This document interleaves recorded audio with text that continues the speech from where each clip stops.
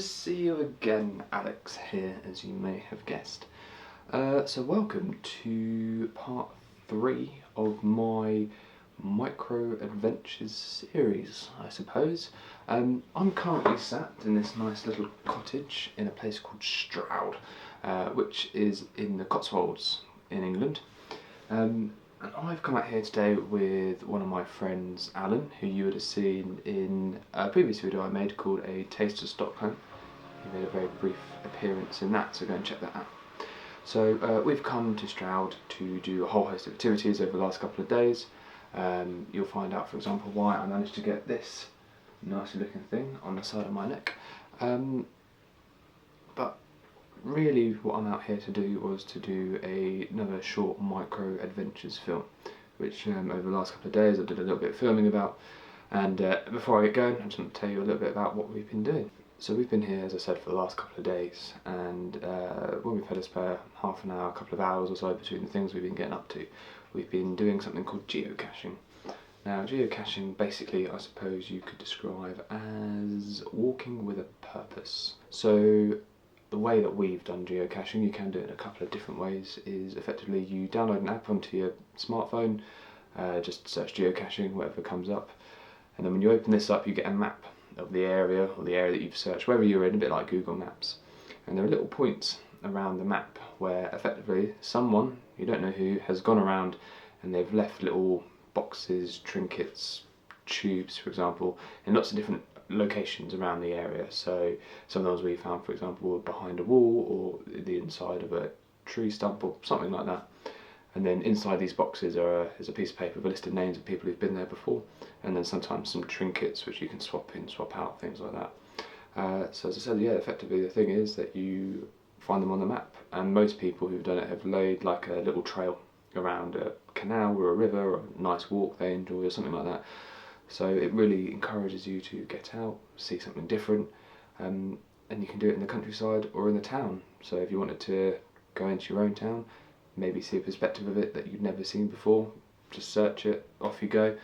Or if you wanted to travel somewhere else and do it somewhere else. There are loads of different possibilities, which is why I think it's a really great little micro-adventure. If you're a bit like me, and sometimes it takes a bit of motivation, shall we say, to get out and actually go for a walk, especially in an area that you don't know, it's a really good incentive to just get out there and go and see somewhere completely different. It does sound a little bit daft, but I promise you it's very, very addicting. Before I started doing it, I thought, oh, this is a bit weird, especially when you're rooting around next to someone's wall and they're looking at you like you are completely crazy. But when you find it, part of you really wants to go and find the next one. So yeah, that's enough talking from me. I hope it's a little bit more of another little venture that you can go and have if you've got a spare half an hour. As I said, all these things I'm doing, it's never a long session, just a nice little short adventure you can have after work or something like that. But that's enough of me talking. Let's get on to the video. So, ladies and gentlemen, boys and girls, rogues and roguettes alike, may I present to you Microadventures Part 3, Geocaching.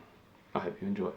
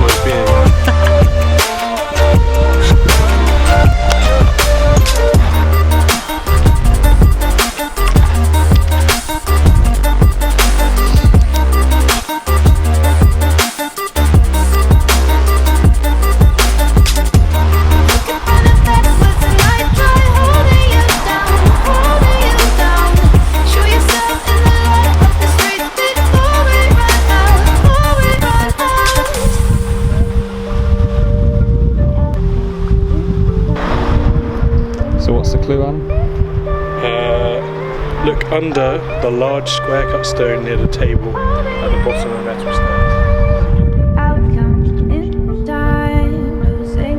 You can change the outcome in time, in time. All that you did done. Outcome in time, losing. In time. Outcome in time. All that you did done. Outcome in time. Hit more water people, isn't it? You can change the outcome in time, in time.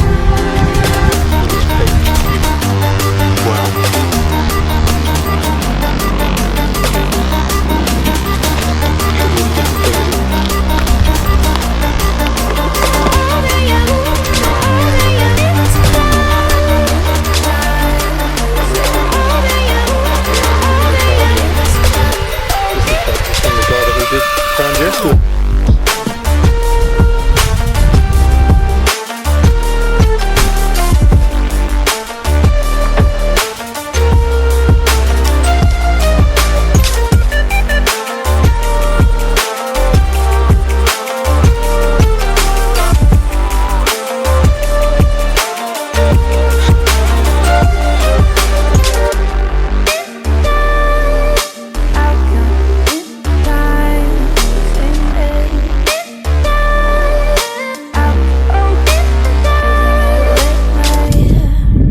Welcome to day 2, we're back out geocaching.